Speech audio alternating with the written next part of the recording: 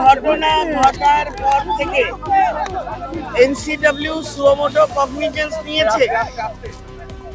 Member হিসেবে আমাকে দায়িত্ব দেওয়া হয়েছে ভিকটিম এবং তার পরিবারের সাথে কথা বলা, ইন্সপেকশন করা, ক্রাইম সিন দেখা এবং এই ঘটিত যা কিছু আছে সবকিছু দেখাশোনা করে রিপোর্ট সাবমিট করা ইন আ ডে। এরপরে এখন শুনছি কোন সমস্ত ক্রাইম সিন থেকে, কলেজ থেকে, লিফট থেকে সমস্ত জায়গা ব্যারিকেডেড, কর্ডন, তালামারা এইগুলো হয়ে আছে। সুতরাং চোখে দেখে কিছু নতুন কিছু দেখতে পাইনি, দেখতে দেওয়া হয়নি। Don't ask now. নাম্বার 2, আমি গতকাল থেকে ডিসি নর্থ তার সঙ্গে কন্ট্যাক্টে আছি। গতকাল আমি 5টা থেকে 6টার মধ্যে ভিকটিমের বাড়ি যাবার কথা বলেছি। ভিকটিমের বাড়িতে যাবার জন্য তার বাবার নাম্বার আমাকে দেওয়া হয়েছিল। বাবা গতকাল অন্তত 5 বার আমার সঙ্গে কথা বলেছেন।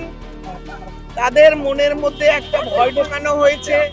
এই রাজ্যে এই ঘটনাস্থলে শুধুমাত্র ঢুকলাম এবং ক্যামেরা লাগানো আছে, সেটা নতুন করে লাগানো হয়েছে ঘটনার পরে। আগে 4টে ক্যামেরা ছিল, এখন 12টা ক্যামেরা লাগানো হয়েছে। কোনো দ্বিতীয় প্রাণী নেই পুলিশ ছাড়া। একজন নতুন সিকিউরিটি গার্ড যিনি কিছুই জানেন না, তাকে সামনে দাঁড় করানো হয়েছে, বাকি কেউ নেই। ওপর থেকে নিচ অব্দি সমস্ত তালা বন্ধ। আমি স্পটে এসে ঘুরে গেলাম যে এটা স্পট, এখানে আমি এসেছিলাম না। আমি ক্রাইম সিনে ঢুকতে পেরেছি না, আমি ওদের কমন রুমে ঢুকতে পেরেছি না, আমি কলেজের ওপর দেখতে পেরেছি না বাইরে দেখতে পেরেছি। লুকিয়ে রাখা হয়েছে যাতে ওনার বক্তব্যটা মেয়েটির কি বলছে কেউ যাতে জানতে না পারে। যে কোনো ভাবে হোক কমিশন যাতে মেয়েটি অব্দি না পৌঁছায় তার জন্য যা যা পসিবল রাস্তা, যা যা উপায় সবকিছু গ্রহণ করা হয়েছে পুলিশ এবং প্রশাসনের তরফ থেকে। আমরা দিল্লি যাব, পরবর্তী যা অ্যাকশন ডেকে পাঠাবো এসপি কে। কি করেন উত্তর দেব। আইন তো থাকতেই হবে, কনস্টিটিউশনাল বডি, তারা আইনে চলে, আইন করব আমরা।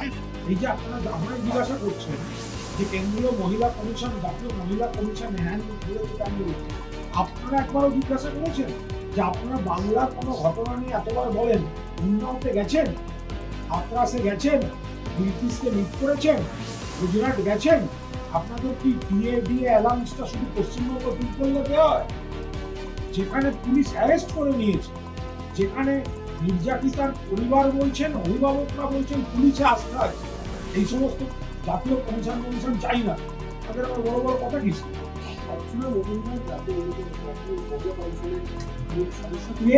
মজুমদার কি বলছে আমার জানা না। তিনি উন্নয়তে গেছিলেন, তিনি হাতরাসে গেছিলেন। অর্চনা মজুমদার হাতরাসে গেছেন, উন্নয়তে গেছেন, ব্রিটিশে গেছেন, কার্তিক মহারাজের বিরুদ্ধে যে অভিযোগ করেছে তার সঙ্গে দেখা করেছেন।